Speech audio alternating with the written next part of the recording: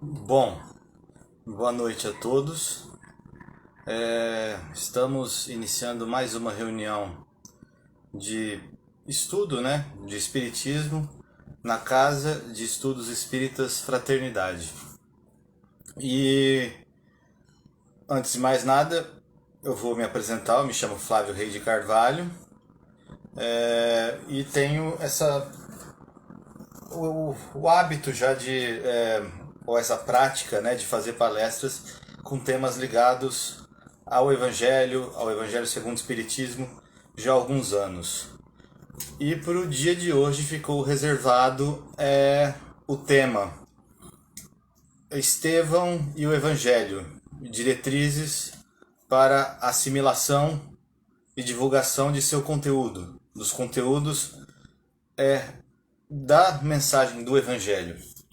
Mas antes de nós darmos início ao estudo propriamente dito, vamos fazer uma leitura de harmonização, de preparação de ambiente, para que tudo transcorra conforme o programado pelos espíritos superiores.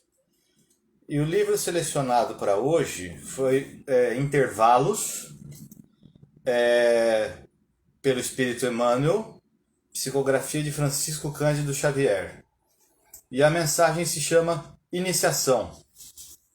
E Emmanuel nos diz: no anseio da perfeição, não te confies ao êxtase inoperante, à maneira daqueles que se enamoram do céu, perdendo-se nos labirintos da terra. Não menosprezes a iniciação pura e simples, para que a vitória te coroe mais tarde os votos ardentes.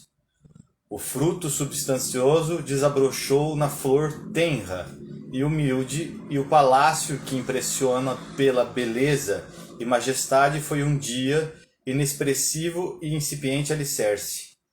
Se te propões a atingir o poder curativo, amplo e seguro, principia por ajudar ao enfermo da vizinhança, quando não possuas um doente no próprio lar.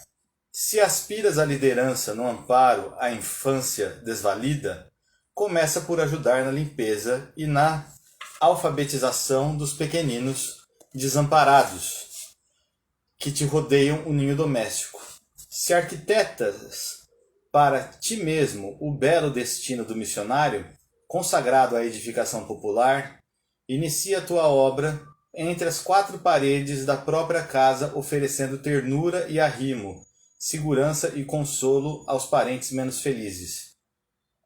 Se pretendes advogar a causa dos alienados mentais, fazendo-te protetor dos semelhantes que a loucura e a obsessão encarceraram na sombra, estreia o nobre serviço suportando com alegria o progenitor desequilibrado, a mãezinha demente, o irmão ignorante ou o próprio filho ainda cego para a luz. Muitos sonham com a santidade quando não chegaram ainda a exercitar os menores rudimentos da gentileza, e muitos intentam escalar a montanha do heroísmo espetaculoso quando apenas dormem nos impulsos primitivos da natureza, caídos no vale da perturbação a que se acolhem. Acordemos para a melhoria justa, antes do acesso aos dons que nos achamos infinitamente distantes. Quando todos imaginam grandes feitos, sem coragem de atacar os feitos pequeninos, o bem não passa de formosa ilusão no caminho das criaturas. Encetemos hoje a construção do amor para que o amor um dia reine na terra em sublime triunfo. Uma palavra de estímulo ao cansaço, um gesto de carinho que soerga o irmão que tombou, um sorriso de compreensão à vítima do erro, um agasalho à criança nua, um consolo ao velhinho desesperado, um ato singelo de renúncia que nos ajude à própria educação. O êxito da grande viagem começa nos passos mais simples.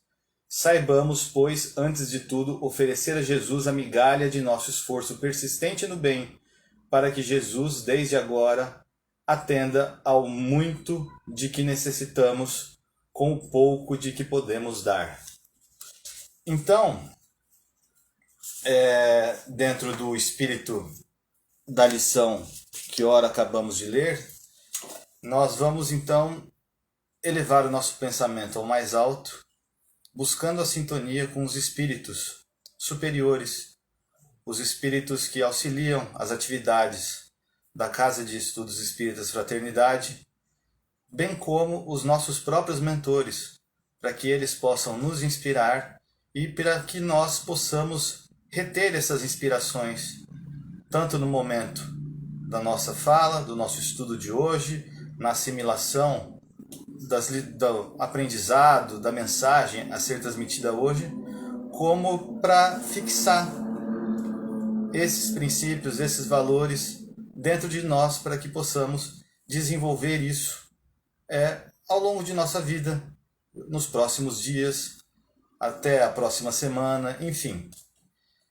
Então, com isso, nós damos por iniciada a sessão de estudos desta quarta-feira.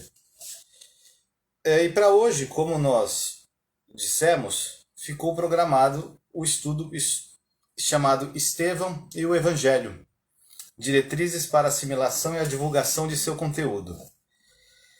Esse estudo ele surgiu há alguns anos atrás. Ele não é de agora, é um estudo que foi feito em 2012, quando a obra Paulo Estevão completava 70 anos de sua publicação. E houve uma série de seminários organizados ao longo do país, uma série de eventos comemorativos, com palestras, com grupos de pessoas fazendo palestras. E nós notamos que muito se falava de Paulo, muito se falava de Saulo, da transição de Saulo para Paulo, mas pouco se falava de Estevão. Ou quase nada. O Estevão virava quase que um personagem acessório. Não se dava o devido valor à figura de Estevão. Falava-se bastante da questão de Saulo, da transformação de Saulo para Paulo. Aí nós, percebendo isso, nós fomos atrás dessa questão de Estevão, no próprio livro, Paulo Estevão mesmo. E assim como em outros livros, para ver informações sobre ele. E a gente viu que o próprio Emmanuel explica que ele foi o primeiro mártir do cristianismo. Estevão, lapidado por ordem do doutor Saulo de Tarso, aquele tempo. Então foi a primeira pessoa que morreu por Jesus, foi Estevão. E é interessante que Emmanuel diz também na introdução do livro que sem Estevão não teríamos Paulo de Tarso. Então a gente vê a importância que Estevão desempenhou nesse processo de transição de Saulo para Paulo e até na atividade que Paulo de Tarso viria a desenvolver ao longo de sua vida. Então, a gente tem o objetivo com esse nosso estudo de... A gente vai dar uma contextualização, lógico, porque nem todos...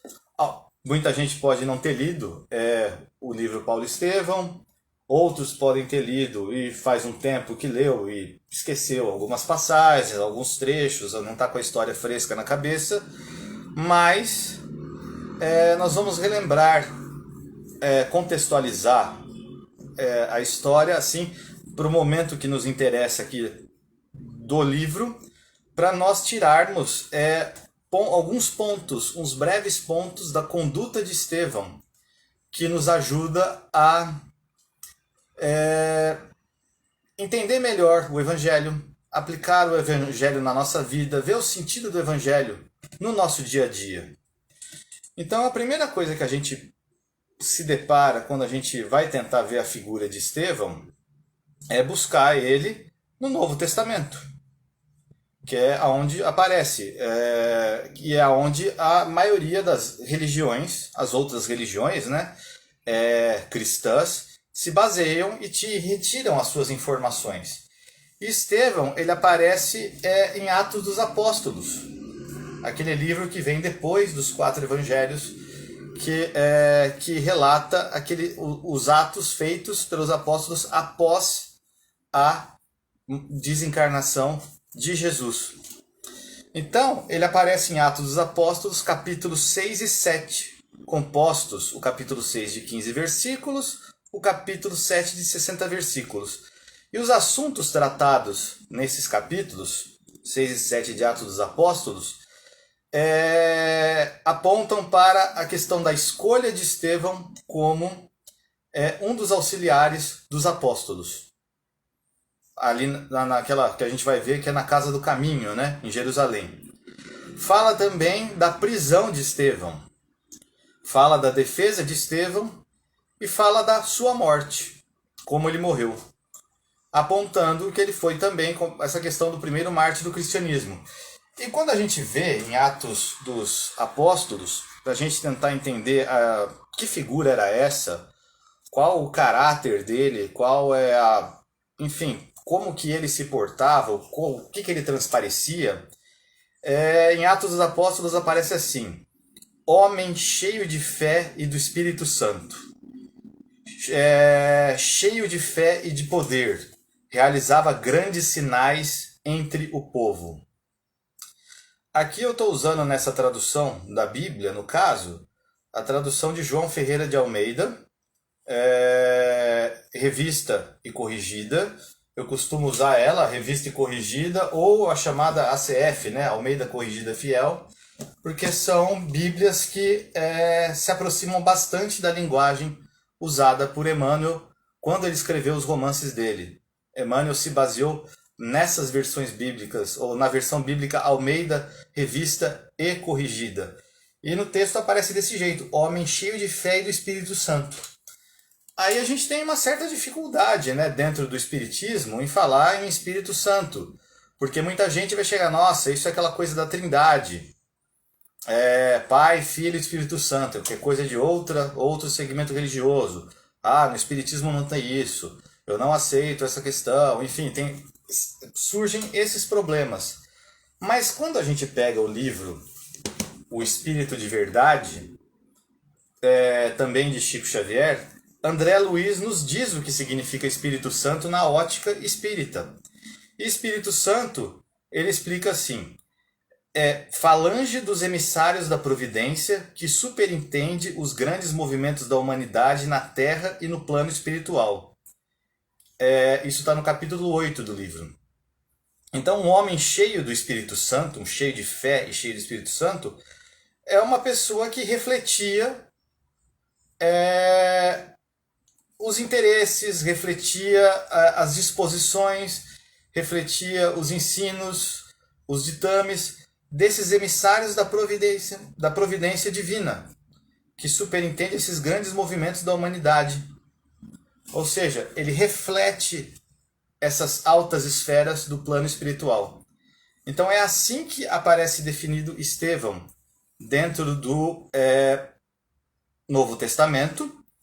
E nessa questão do Espírito Santo, o modo como que a gente deve entender Espírito Santo, como essa ideia de uma pleiade de espíritos que vai fazendo essa intermediação das esferas mais altas até a nossa esfera carnal aqui no nosso planeta, transmitindo esses ensinamentos. E ele era um representante, digamos assim, bastante qualificado para refletir os ensinos e refletir os princípios emanados desses emissários da providência divina.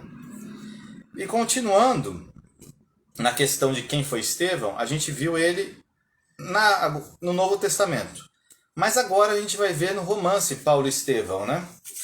Como que ele aparece ali. E Emmanuel coloca um pouco mais de colorido na história. A gente percebe que começa a adquirir mais ossatura, mais carne, Estevão começa a ficar mais recheado, a gente pode dizer assim. A gente começa a dimensionar melhor a figura de Estevão quando a gente lê Emmanuel. Então, Emmanuel já acrescenta uma informação logo de cara, que ele não chamava Estevão, mas ele chamava Gesiel. Então ele dizia: Gesiel, no vigor da juventude, não lhe poderia dar mais de 25 anos. Mas o comedimento dos gestos e a gravidade com que se exprimia deixavam entrever um espírito nobre, ponderado e servido de uma consciência cristalina. Então a gente vê uma pessoa que estava no seu no meio dos 20, os seus 25 anos, ali naquela década dos 20 anos, relativamente jovem para aquela época e até para a nossa. Mas o que interessa bastante aqui nessa frase, que ele diz que é espírito nobre, ponderado, é a ideia de consciência cristalina. O que seria uma consciência cristalina? É aquela consciência que reflete a luz emanada da lei divina de amor, que rege e harmoniza todo o universo, sem provocar distorção ou refração. Então, por exemplo, se eu pego esse meu óculos e sujo a lente dele, não sei, pego um spray, espirro, respinga, a gente vem olhar aqui de novo, não fica transparente, a gente vai ver cheio de coisas pontilhadas, a gente vai ver uma imagem distorcida. Assim é uma consciência que não é cristalina. Agora, quando é uma consciência cristalina, os ensinos, ou a luz emanada do alto, passa por essa consciência, e essa consciência reflete essa luz na sociedade, através dos atos, das ações, da maneira como essa pessoa sente as coisas, se comporta em relação aos outros, etc. E é interessante a gente ver que essa ideia de consciência cristalina, Emmanuel desenvolve, ele comenta assim, de uma maneira bastante próxima a isso, no livro Pensamento e Vida, no primeiro capítulo, quando ele vai dizer sobre o espelho da vida. Aí ele diz: a mente é o espelho da vida em toda parte. Somos impelidos a interpretá-la como sendo o campo de nossa consciência desperta. Então, nós temos a consciência desperta é uma parte da consciência. É aquilo que a gente já tomou conhecimento. Então, uma consciência cristalina é uma consciência que ela já é mais ampla. Ela tomou consciência da lente como um todo, daquela lente que se tornou translúcida. Quando a gente não tem consciência dessa nossa lente, são os pontos de obscuridade, as nossas sombras internas, e que acabam criando refração, acabam dificultando a transmissão da mensagem. A gente começa a se projetar na mensagem em vez de refletir aquilo que está sendo emanado do alto.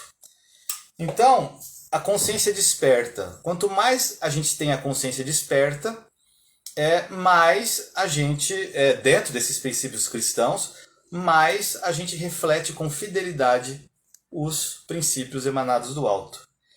Então, Emmanuel continua, definindo a nossa consciência, definindo como espelho da vida, né, a mente, reconhecemos que o coração lhe é a face e o cérebro é o centro das ondulações. Então a gente vê, o coração é a face da mente. E o cérebro é esse instrumento, como se fosse uma antena, que é o centro das ondulações, gerando força do pensamento que tudo move, criando, transformando, destruindo e refazendo para acrisolar e sublimar. Ninguém permanece fora do movimento de permuta incessante. Respiramos no mundo das imagens que projetamos e recebemos. O reflexo mental mora o alicerce da vida. Então, essa questão da consciência cristalina é bastante importante por isso, porque a gente projeta. São essa troca de projeções que a gente faz uns com os outros, e dependendo do grau de transparência da nossa consciência, isso varia, e dependendo da situação pode ficar mais escuro, mais trevoso ou mais claro, enfim. Mas a questão é que Estevão tinha uma consciência cristalina. Ele refletia com perfeição, sem distorção, sem refração, isso que o Espírito Santo emanava para ele. Ou seja, que esses emissários do alto, que essa pleiade de espíritos superiores, em nome de Jesus, transmitiam a ele. E é interessante a gente ver essa questão da consciência, quando a gente pensa, da questão da mente, no Livro dos Espíritos, quando a gente vai na questão 619, diz assim: onde está a lei de Deus? Na consciência. Então, quanto mais nós temos consciência, mais nós estamos afinados à lei de Deus. Então, isso fica para nós refletirmos um pouco. Vamos agora partir para a parte contextual. A gente já viu um pouco assim o caráter, o perfil de Estevão, né? No caso, ainda Gesiel, né? Como que ele era, que tipo de espírito ele era, que estirpe de espírito ele era. Mas agora vamos ver algumas informações contextuais da obra mesmo, Paulo Estevão. Então, Gesiel, nesses seus 25, por volta de seus 25 anos, vivia em Corinto, uma cidade situada na província de Acaia, região sul da Grécia. Ele era filho de Ioredeb, ou como aparece escrito, né, no livro, em português, Jochedeb, irmão de Abigail, uma jovem que tinha 18 anos e que posteriormente viria a se tornar noiva do doutor Saulo de Tarso. E era uma família, essa família, composta de 3 pessoas, porque a mãe havia já desencarnado, era uma família de origem israelita, bastante fiel, bastante alicerçada assim, nas bases da tradição das escrituras e dos costumes religiosos judaicos daquele tempo.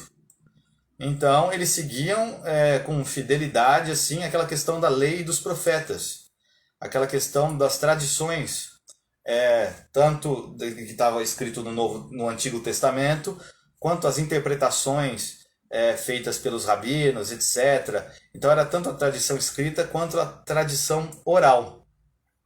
E eles eram bem religiosos nesse sentido, bem ligados a essas questões. Mas é óbvio que existia gradações entre eles. A gente percebe ao longo da história que enquanto Estevão e Abigail eles são mais resignados, mais eles enxergam os ensinos de uma determinada maneira, que a gente poderia dizer mais próxima do cristianismo, o pai deles, Ioredeb, já vê de uma maneira um pouco mais endurecida, um pouco mais aquele jeito olho por olho, dente por dente, aquela coisa mais na questão da vingança, na questão de você reivindicar as coisas, ver tudo em termos de injustiça e por aí vai. E o que aconteceu é que teve um dia que o chefe romano da região, que chamava Licínio Minúcio, ele abriu um dia para todos aqueles que estivessem insatisfeitos com o modo como a região estava sendo administrada pelo Império Romano, viesse dizer o motivo da insatisfação, o que havia acontecido. E Ioredeb não perdeu a chance, né? Ele viu, ele se sentia profundamente injustiçado, né? Porque ele já havia perdido parte de suas terras, ele havia ficado com uma pequena chácara ali só. Então ele foi lá reclamar disso para Licínio Minúcio. Aí Licínio Minúcio estava usando isso, na verdade, como uma estratégia para ver quem que eram as pessoas que criavam resistência ao Império Romano. E Ioredeb foi lá reclamar dessa questão das terras, que ele havia perdido, grande parte das terras e havia sobrado pouco. Aí ele falou, Licínio Minúcio falou, já que você veio reclamar, então agora eu vou tirar todo o resto. Você vai ficar sem nenhuma terra. E num ato de vingança, Ioredeb o que fez? Ele ateou fogo na propriedade, nas terras de Licínio Minúcio. Só que ele foi visto, né? Houve testemunhas que presenciaram o fato, mas paralelamente, sem saber disso, Gesiel ajudou a apagar esse fogo, ajudou ali a socorrer ali aquela situação, a remediar aquela situação. Mas todos foram presos, porque ele era o progenitor, então prendeu para esclarecer os fatos. Então Ioredeb, Estevão, Abigail, presos. E lá, o que aconteceu? Gesiel, ele tentou atrair a culpa para si. Falar que ele é que tinha ateado fogo, porque o pai já era idoso, enfim, tinha toda já uma certa idade. Ele tentou puxar para si e falou, não, fui eu que ateei o fogo, a culpa é minha, etc. Puna somente eu e libere os dois. Ele foi nesse intento. Mas como haviam testemunhas que haviam visto, quem havia ateado fogo lá, que era Yoredeb, na verdade, os 3 acabaram sendo punidos. Então Yoredeb morreu nas flagelações. Ele levou nas chicotadas, uma das chicotadas que ele tomou, pegou aqui provavelmente a região da jugular aqui, e ele morreu ali por perda de sangue. Pelo fato de ter tentado defender o pai e ter, enfim, dado um falso testemunho, Gesiel foi condenado às galés romanas, aqueles barcos, aquelas embarcações de remo, que eram quase que navios, né? Para aquele tempo, né? E tinha o subterrâneo onde ficavam aqueles escravos remando. A gente vê isso bastante naquele filme Ben-Hur. Para quem tem interesse por cinema, no filme Ben-Hur aparece bem porque o personagem também foi preso e foi condenado a trabalhar nas galés romanas. E trabalhar nas galés romanas era como que uma sentença de morte, porque o tempo médio de vida de uma pessoa ali era de 6 meses. Ela morria. Então era sentenciar à morte, era quase isso. E Abigail, por sua vez, foi solta a questão da sorte na vida. Ela não pôde voltar para casa, enfim, e foi solta no mundo.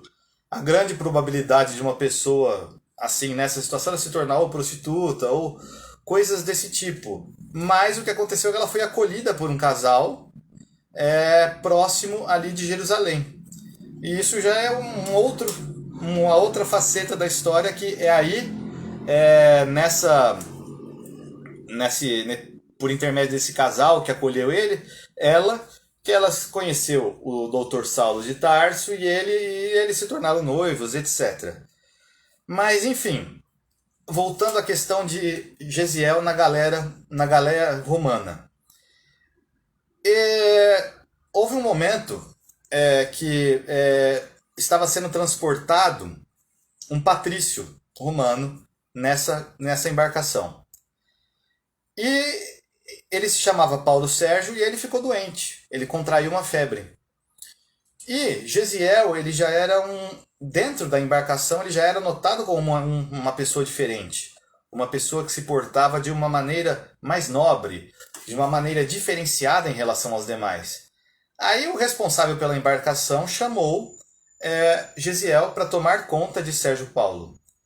E, ao cuidar de Sérgio Paulo, Gesiel, por sua vez, acabou contraindo a febre. Então, Sérgio Paulo ficou curado e Gesiel ficou doente.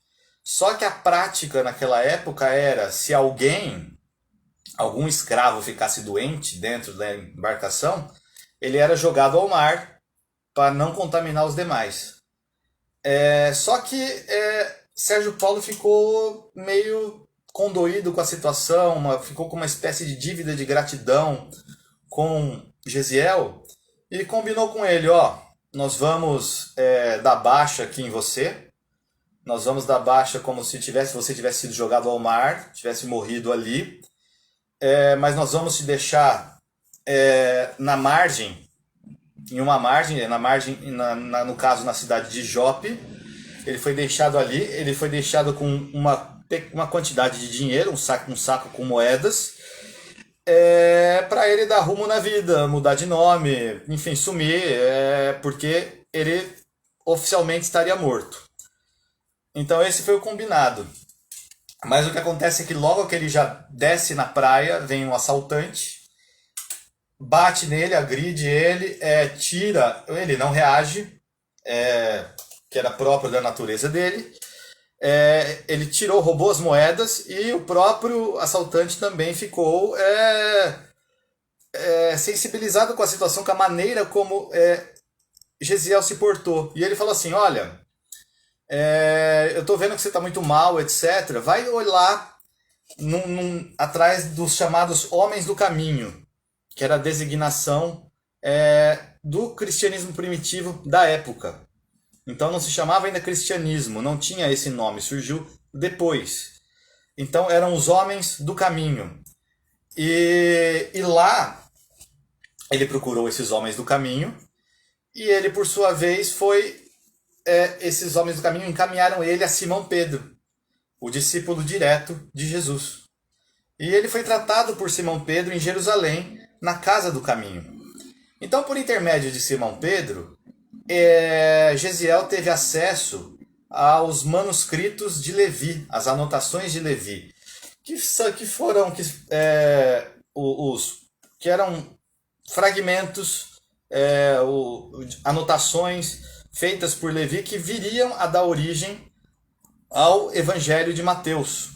Então ele teve acesso a essas anotações e ali, de pronto, ele reconheceu que Jesus era o Messias prometido, que Jesus havia vindo, que o Cristo já havia vindo, e aonde estava, etc. Ele descobriu que aqui a gente estava no ano 34, Jesus tinha morrido um ano antes, mas ele aceitou a coisa de pronto. Ele assimilou de pronto a coisa. E uma das características dos cristãos daquela época é que, ao se tornar adepto das lições de Jesus, você mudava de nome. Então aí ele mudou o nome dele de Gesiel para Estevão. Então com isso ele atendeu também aquele quesito estabelecido por Sérgio Paulo, da mudança do nome para manter o anonimato e para manter aquela ideia de que Gesiel havia morrido. Então ele passou a se apresentar como Estevão e se tornou um destacado pregador da Boa Nova. Então, a gente avançando um pouco na história, então ele passou a ser essa figura, o que melhor falava, o que melhor pregava lá na Casa do Caminho. O divulgador das mensagens e das lições de Jesus. Era o grande orador ali daquela casa, daquela instituição. Aí em 35 depois de Cristo, né, ou seja, passado um ano desses primeiros acontecimentos, passado em torno de um ano, né, o Saulo de Tarso, que era um doutor da lei, que ocupava uma destacada posição no Sinédrio, né? O Sinédrio, para a gente ter uma noção, era como se fosse o Supremo Tribunal Federal da época, era a maior instância jurídica daquele tempo, só que naquele tempo não havia separação entre política, religião e lei, era tudo a mesma coisa. Então o Sinédrio regia tudo isso. O Sinédrio legislava sobre tudo isso e o Sinédrio garantia a ortodoxia do cumprimento da tradição, das leis, etc., do modo como a coisa deveria ser feita. E eles eram defensores de Moisés. Para eles, o padrão a ser seguido era Moisés. Qualquer coisa fora disso era desvio, era deturpação e tinha que ser eliminado. Então, Saulo de Tarso, juntamente com um grande amigo dele da época, chamado Sadoc, foi um dia visitar a Casa do Caminho para ouvir essas pregações que estavam sendo feitas lá. Pregações que estariam infirmando princípios desonestos contra a lei de Moisés, contra a lei mosaica. Então estavam ensinando coisas erradas na concepção do Sinédrio. Estavam iludindo as pessoas. E naquele dia que Saulo de Tarso foi à Casa do Caminho, a pregação foi feita por Estevão, que, como nós dissemos, era o maior pregador daquele grupo, da Casa do Caminho.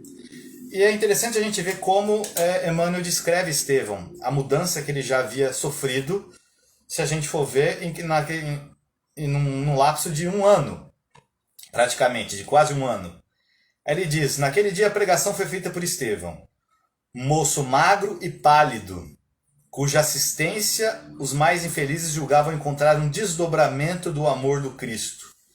Então a gente vê um abatimento físico, natural, da doença que ele teve, do período que ele passou trabalhando nas galés romanas como escravo, mas a gente vê que a natureza dele não mudou.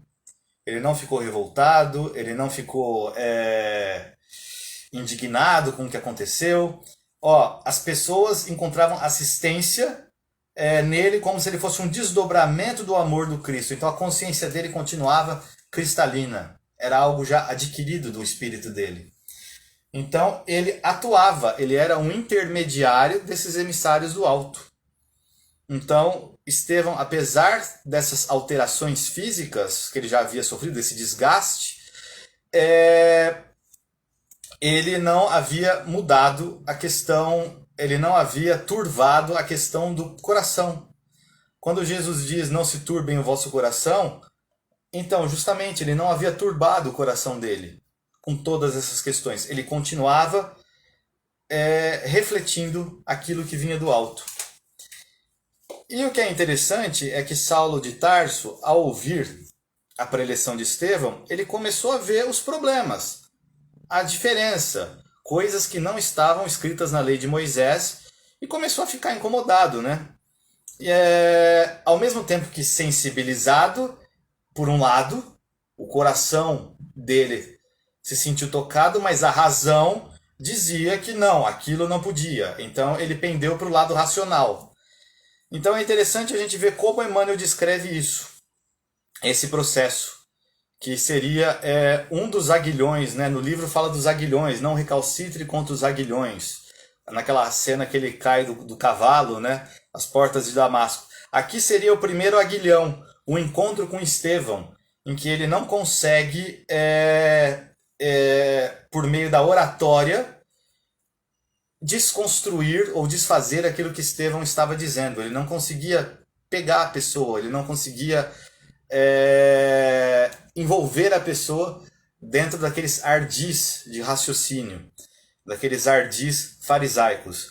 Então Emmanuel diz: Saulo de Tarso verificou a diferença entre a lei e o evangelho, anunciado por aqueles homens estranhos, que a sua mentalidade não podia compreender. Analisou de relance o perigo que os novos ensinos acarretavam para o judaísmo dominante. Revoltara-se com a prédica ouvida. Então aqui, olha o sentimento que Saulo ficou. Revolta. Nada obstante a sua ressonância de misteriosa beleza.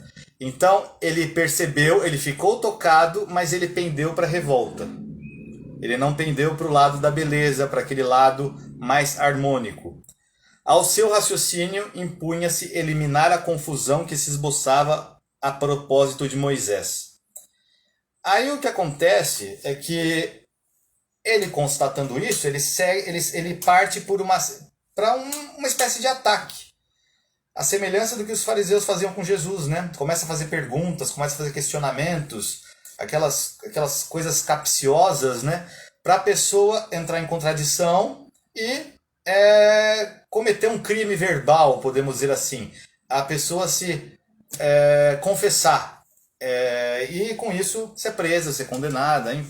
Aquela coisa toda, por estar ensinando algo diferente do que Moisés dizia. Então, houve essa série de questionamentos, ataques verbais direcionados a Estevão. E Estevão, ele com serenidade, mantendo a serenidade, mantendo sempre a sintonia com o plano mais alto, ele soube contemporizar a situação, oferecendo a outra face, reagindo de uma maneira diferente à esperada por Saulo de Tarso. Então, se Saulo de Tarso atacava de um determinado modo, esperando que Estevão reagisse dentro da maneira que ele estava acostumado, que Saulo estava acostumado, assim, dentro daquela lógica da época, daquela lógica dos ensinos mosaicos da época, Estevão, por sua vez, reagia de uma outra maneira, que desarmava os argumentos de Saulo de Tarso. Então a gente vê que nesse encontro, nesse embate que houve naquele dia, que foi o primeiro aguilhão, né, que deixou Saulo de Tarso bastante incomodado, foi o choque da arrogância de Saulo com a simplicidade de Estevão, o orgulho de Saulo com a humildade de Estevão. Então é interessante a gente ver isso, que nesse momento, nesse encontro aqui, a gente pode ver bem aquela ideia que Jesus expressou no Sermão do Monte, Sermão da Montanha, né? Em que ele disse: ouvistes o que foi dito, olho por olho, dente por dente. Eu, porém, vos digo, não resistais ao mal. Ou seja, no sentido de não reagir ao mal. O não resistir é isso. É a gente não reagir ao mal. Ou seja, reagindo na mesma proporção ou da mesma maneira que alguém ou esse mal agiu contra você. Mas se alguém bater na face direita, oferece-lhe também a outra. Ou seja, reaja de uma outra maneira ou diferentemente do esperado. Então é interessante que a vida tem várias faces. Sempre tem várias faces. A gente pega esse livro, tem essa face, tem essa face, tem essa face, essa face. Tem inúmeras faces, vários modos de se ver as coisas. E o não resistir ao mal é porque muitas vezes o mal nos tem algo de bom, é uma oportunidade de aprendizado. Depende da maneira como a gente interpreta e vê. Quantas situações da nossa vida a gente entra em desespero quando está acontecendo, está no meio de um turbilhão, mas passados alguns anos, alguém pergunta para você, você evitaria esse caminho, se pudesse? Aí você fala, não, porque isso formou o meu caráter, formou quem eu sou hoje. Então a gente vê que a dificuldade é que forja a gente, dependendo da nossa reação que a gente tem perante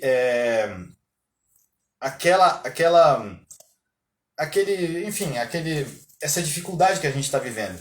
E é interessante a gente pensar essa questão da face. O que é? Porque a gente tem essa ideia de, bate numa face, pá, dá outra face, pá, aquela coisa bem material, bem, a gente pode dizer assim, bem simples, bem literal.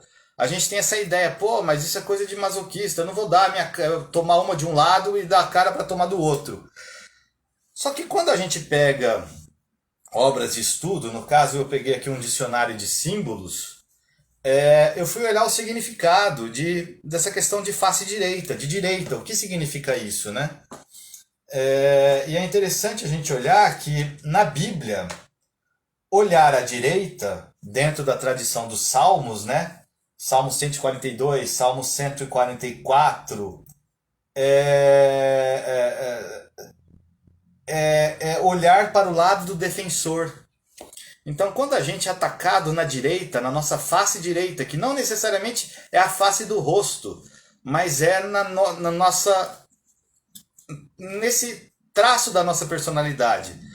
O traço da direita é o traço que busca a defesa, que busca os direitos, que busca o defensor. Então, quando a gente é atacado desse lado, é o lado em que a gente busca justiça. Essa é a questão.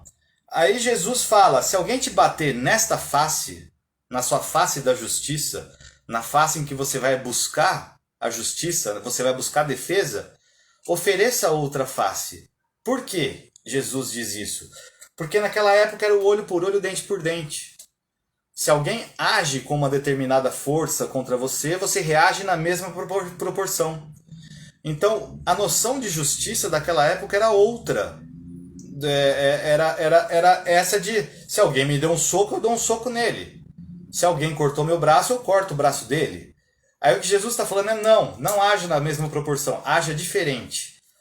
Ofereça outra face. Deixe a questão da defesa para Deus. Porque a questão de você olhar para a direita, no Salmo está assim, você olha para a direita procurando Deus, para Deus fazer a justiça. É você deixar a lei de causa e efeito atuar. Não é você fazer justiça com as próprias mãos. Então era um pouco isso o sentido de outra face, o não reagir. E é isso que Jesus pede para nós há 2000 anos.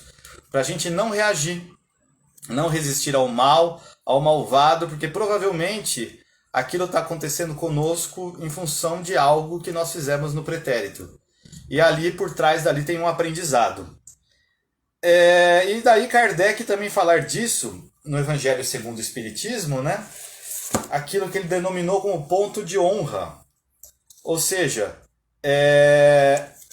o ponto de honra, quando ele vai falar do duelo, aquela coisa toda, a defesa disso, que isso era um dos grandes males, um dos grandes atrasos que estavam presentes ainda na humanidade. Essa questão da defesa do ponto de honra, essa questão da vingança, a questão do duelo, a questão basicamente do olho por olho, dente por dente. E a proposta é você, que o Kardec sintetiza, você dar uma face por outra. Você reagir da maneira diferente, como nós dissemos. Se alguém vier, por exemplo, e te xingar, e você não xingar de volta, a pessoa fica meio, o que aconteceu? Agora, se você xingar de volta, aquilo pode virar pancadaria, vai engrossando. Então, é agir diferentemente do esperado. Aí no debate de ideias, nós pensamos aqui 3 pontos para nós, 3 reações de Estevão que foram completamente inusitadas, diferentes daquilo que Saulo de Tarso esperava quando ele fez os ataques. E essas 3 reações, nós consideramos elas como diretrizes, né? Diretrizes para nós lidarmos conosco, buscando nos afinar, nos sintonizar com o Evangelho, com as lições de Jesus.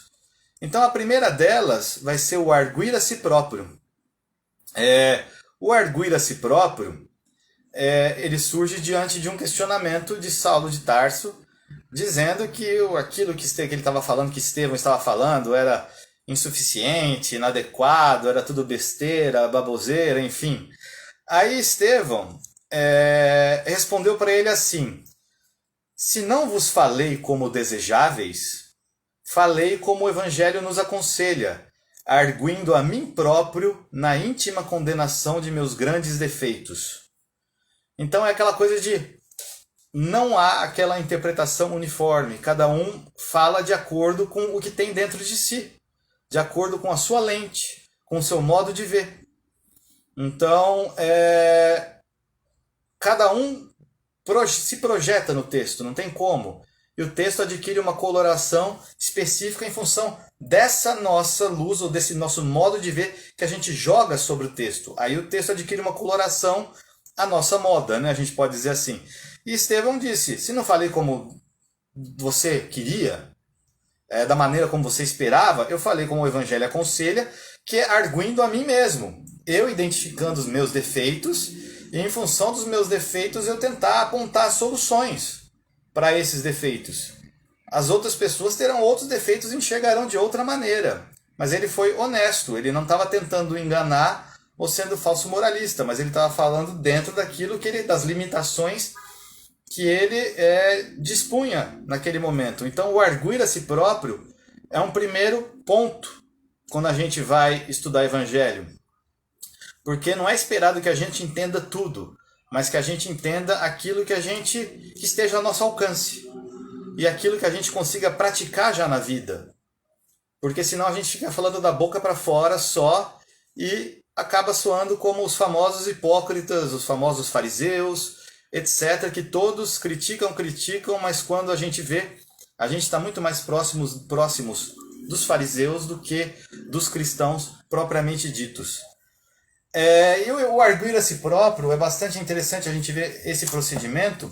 Tem um livro chamado Luz Imperecível, escrito por Onofre Abreu, que ele nos diz como que a gente faz essa questão do arguir a si próprio. Aí ele diz para nós: incorporando-nos à figura do próprio texto, habilitamo-nos a detectar em nós próprios padrões ou atitudes de ordem positiva ou negativa que eram peculiares aos personagens da época, aos personagens contidos no Novo Testamento. E esses padrões, essas atitudes positivas ou negativas, nos sugerem, hoje, a implementação de recursos ou mudanças de base nas profundezas da alma. A partir daí o texto vivifica. Então a gente vê pela autoanálise, pela aplicação do conhece-te a ti mesmo, que é aquela questão 919 do Livro dos Espíritos, que você tem que fazer aquele balanço, que Santo Agostinho diz, fazer aquele balanço no final do dia, para ver o que você fez de bom, o que você fez de ruim, o que você tem que melhorar, o que você tem que mudar, etc. E quando a gente está estudando o Evangelho, por exemplo, Jesus falando para um fariseu, geralmente a gente fala, o fariseu é o hipócrita, é aquele que vive a religião apenas do ponto de vista formal, do ponto de vista ritualístico.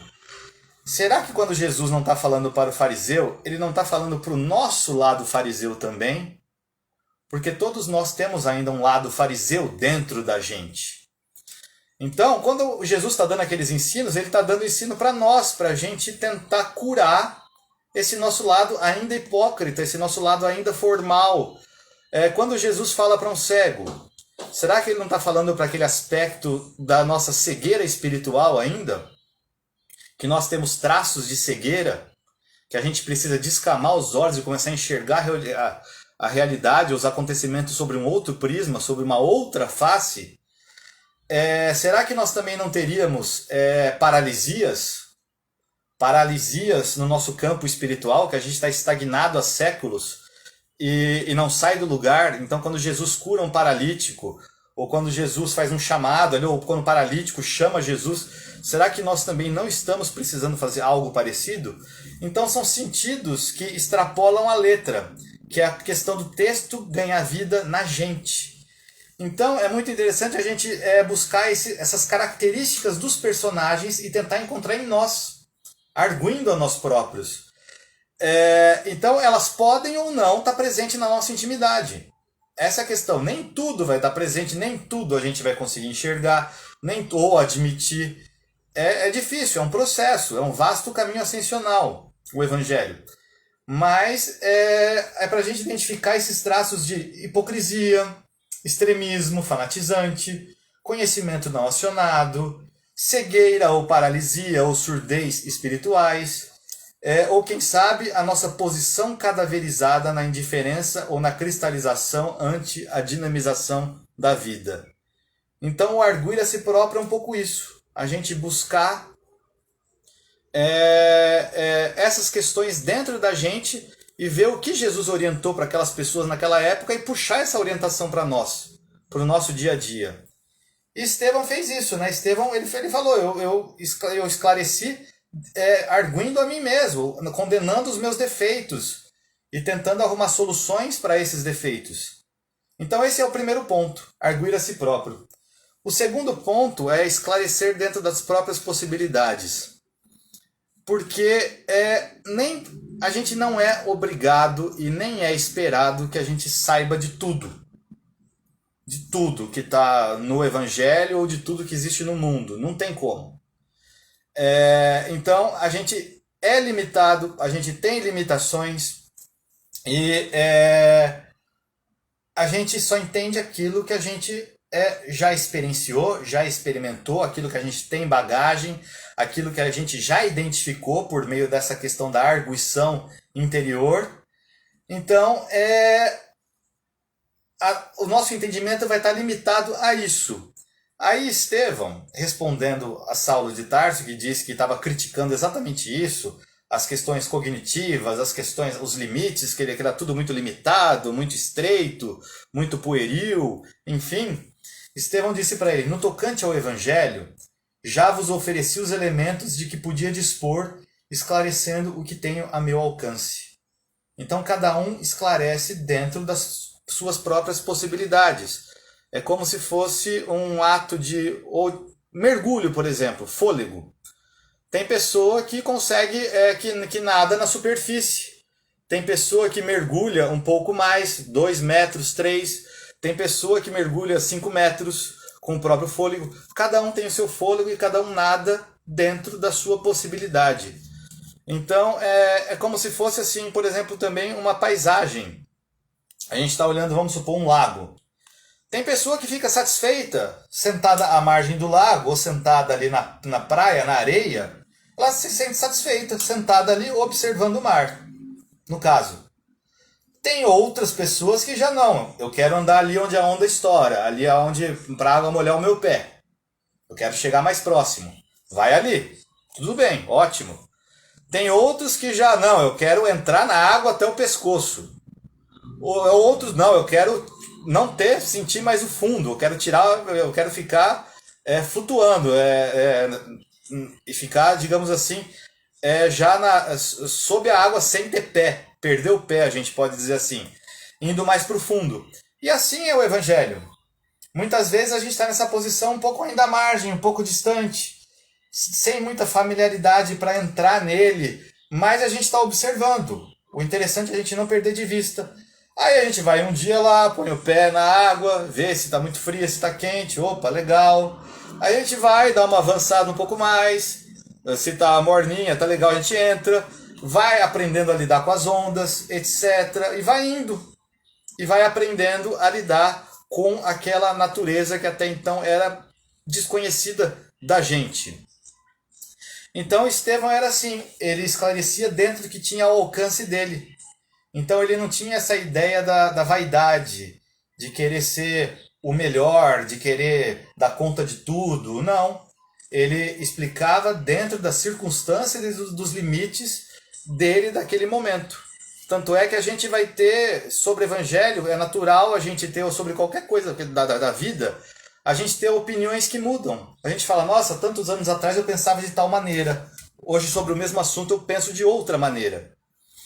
E é legal a gente ver isso, essa questão de esclarecer dentro das próprias possibilidades, porque Emmanuel, no livro no Caminho, Verdade e Vida, na introdução do livro, quando ele vai falar a interpretação dos textos sagrados, ele fala que as lições do Evangelho são como pérolas, que nós vamos colecionando individualmente até formar um colar ao longo da nossa marcha evolutiva espiritual. Aí quando a gente pega essa questão da pérola, é interessante a gente ver a origem da pérola, porque o que é a pérola?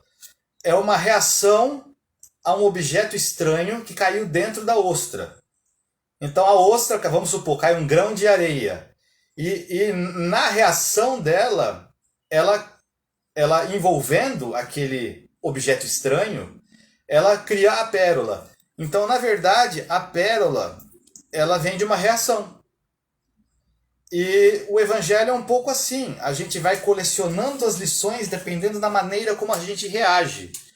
Se a gente reage dentro do hábito antigo, a gente vai receber areia e devolver areia. A ostra não, ela recebe o grão de areia ou aquele corpo estranho e devolve a pérola, um objeto de conhecido valor, que todo mundo conhece o valor da pérola. E é um pouco isso que é esperado de nós, que ante as dificuldades nós também possamos devolver pérolas à sociedade, ou colecionar essas pérolas para nós mesmos, assim, dentro da nossa trajetória. Então, Emmanuel diz que a montagem do colar, advém desse colar de pérolas, advém incondicionalmente do aprendizado e da assimilação, da aplicação das lições morais legadas por Jesus. Assim, a gente não pode ter todas as pérolas de uma vez, não é esperado isso. Pois Emmanuel diz, cada conceito do Cristo ou de seus colaboradores diretos adapta-se a determinada situação do espírito nas estradas da vida. Então tem coisa que a gente enxerga, agora a gente enxerga de um jeito, daqui 10 anos a gente vai enxergar de outro jeito, na próxima encarnação a gente vai enxergar de uma outra maneira. Enfim, é um processo que Emmanuel vai dizer no livro também, no Renúncia, né? Por meio de Alcione, falando da história de Alcione, que o Evangelho em sua expressão total é um vasto caminho ascensional, cujo fim não poderemos atingir legitimamente sem conhecimento e aplicação de todos os detalhes. A mensagem do Cristo precisa ser conhecida, meditada, sentida, vivida. Então a gente vê que essas pérolas, a gente conquista uma pérola quando a gente conhece a lição de Jesus, a gente já meditou sobre ela, a gente sentiu já esse mandamento e a gente vive ele, a gente coloca em prática na vida. Aí a gente tem uma pérola. E às vezes é esperado que numa vida a gente colecione uma pérola só. E nem isso às vezes a gente consegue. Mas é para a gente ver que a coisa é devagar, a coisa é gradual. Como ele diz aqui, é um vasto caminho ascensional. Daí o esclarecer dentro das próprias possibilidades. Nós lançamos luz sobre nós mesmos na medida em que nós permitimos isso dentro das nossas possibilidades, das nossas dificuldades, das nossas limitações. Então é um processo gradual, é um processo normal. Isso. O outro ponto, a gente viu que é o arguir a si próprio, o esclarecer dentro das próprias possibilidades. O outro ponto é evitar discussões e discórdias. Porque Saulo de Tarso estava lá naturalmente para atacar Estevão e criar embaraços a ele, para que ele reagisse na mesma proporção que Saulo de Tarso estava atacando ele. E olha o que ele disse para Saulo de Tarso, uma coisa que é bastante atual aos nossos dias. Hoje em dia a gente vê muito na internet as chamadas redes sociais, os comentários, os chamados haters, né, que são os odiadores, ou a cultura do cancelamento, enfim, tem várias coisas que a gente vê que já acontecia, se tinha no mundo físico, hoje em dia existe no mundo virtual. A questão dos duelos, por exemplo. Os duelos que aparentemente estavam extintos, diziam que era coisa do passado, né? Mas a gente vê vários duelos acontecendo nas redes sociais. E olha o que Estevão diz para Saulo de Tarso. Jesus teve a preocupação de recomendar aos seus discípulos. Então, discípulo é aquela pessoa que já segue e já se atenta para os ensinos de Jesus. Não é qualquer pessoa. Você não pode esperar isso de uma pessoa que não está ainda afeiça a isso. Você não pode cobrar isso dele. Ele está no momento dele. Jesus não violentava consciências. A pessoa é que ia atrás, a pessoa é que se mostrava sensível, sentia a necessidade de mudar. Então Jesus teve a preocupação de recomendar a seus discípulos que fugissem do fermento das discussões e das discórdias. Eis porque não será lícito perdermos tempo em contendas inúteis, quando o trabalho do Cristo reclama o nosso esforço. Então, evitar discussão e discórdia, contenda inútil. Isso acontece dentro do centro, a gente sabe, dentro de centros espíritas acontece na sociedade, acontece dentro das casas, acontece, enfim, nas redes, no mundo virtual. Mas a recomendação é para aqueles que já estão tentando se tornar discípulos, para que evitem essas discussões, essas discórdias, não entrem nelas e nessas contendas inúteis, nessas discussões estéreis. E Emmanuel, a gente pegando o livro Bênção de Paz, uma mensagem desse livro, a gente vai ver que é incongruente pensar o contrário. Que muita gente fica discutindo o evangelho. Ah, eu acho isso. O meu ponto de vista é melhor que o seu. Ah, eu é que estou certo, você está errado. Ah, porque é tal coisa. E fica aquela discussão. No final da reunião você fala, tá bom, o que isso muda na minha vida? O que isso traz para o meu dia a dia? Aí você para pensar, nada, foi uma discussão em vão ou uma discussão estéril. Aí ele diz assim, Emmanuel nos diz que é incongruente a gente pensar o contrário assim do evangelho, visto que o objetivo máximo do evangelho é promover a harmonização dos espíritos, por intermédio do incentivo à cooperação, à fraternidade, em contraposição ao orgulho, ao egoísmo. Ou seja, promover essa harmonização entre os espíritos, a chamada lei divina de amor, que é a força que rege e harmoniza todo o universo. Então, o objetivo do Evangelho é esse. Então, Emmanuel explica, é indispensável abrir o coração à bondade, o cérebro à compreensão, a existência ao trabalho, o passo ao bem, o verbo à fraternidade. A gente tem que estar aberto. A gente não tem que estar estanque, fechado, encouraçado, ou reagindo sempre na mesma maneira, no mesmo padrão. A gente tem que estar aberto à mudança, e essa mudança positiva, essa mudança norteada ou pautada pelos ensinos de Jesus. Então é interessante a gente ver esses pontos, esses 3 pontos, porque eles nos ajudam assim a como é que a gente vai dizer, a lidar melhor com o evangelho. A gente vê que a gente não a gente não se sentia assim, porque a gente escuta uma pessoa falando bem do evangelho e fala, nossa, eu sou burro, eu não sei nada, eu não entendo isso, etc. Não, é aquela história, você tem que entender a partir de si próprio, arguindo a si mesmo, a partir da identificação dos seus defeitos, dos seus problemas e buscando soluções no evangelho, como que aquilo pode te ajudar. O esclarecimento vem como? Dentro das próprias possibilidades. Ou seja, a gente está aqui para conquistar essas pérolas, que é devagar, é gradual, é um processo. Então a gente tem que conhecer as lições de Jesus, meditar sobre elas, conhecer, meditar, sentir e viver essas lições. É um processo. Muitas vezes a gente faz isso ao mesmo tempo, não são etapas separadinhas, fechadas. Essas coisas são fluídas.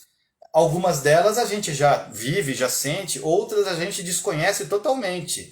Mas a gente está nesse processo. Mas o importante é que a gente deixe de ver o Evangelho como uma obra que fica na prateleira, aquela letra morta.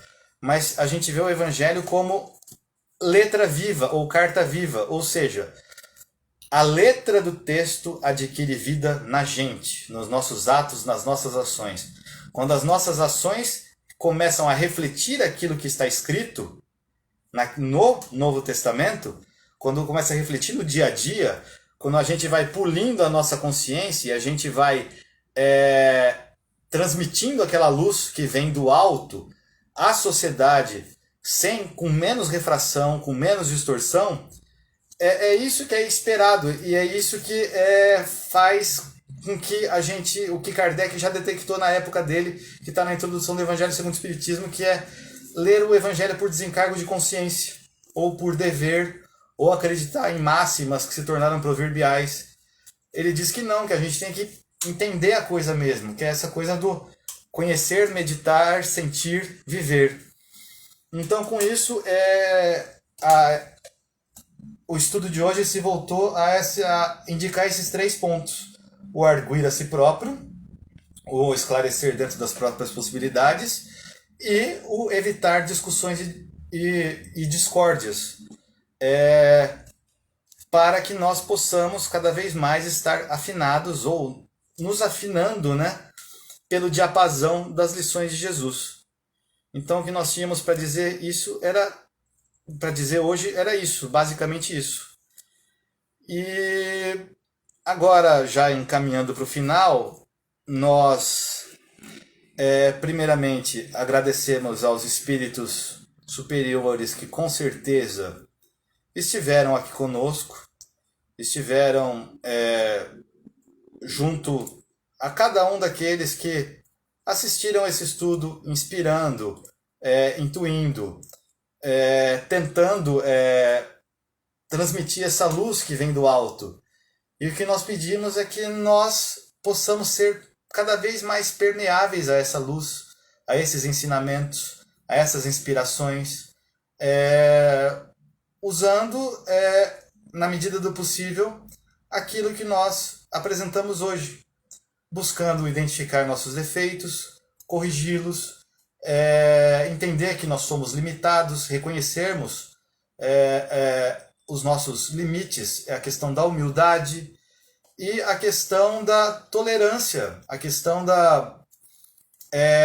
do orgulho, a questão da vaidade, a gente evitar discussão, discórdia, a defesa do ponto de vista, não deixar tudo isso de lado e rumar rumo ao mais alto, nessa ascensão espiritual proporcionada pelo Evangelho de Jesus, atendendo a esse convite que ele já nos fez há 2000 anos. Então, com isso, nós damos por encerrado o estudo de hoje, contando que possamos, como já é habitual, na próxima quarta-feira, continuar com mais estudos sobre Espiritismo, sobre as lições de Jesus, sobre o Evangelho à luz do Espiritismo. Então, obrigado a todos, e boa noite, ótima semana, e fiquem com Deus.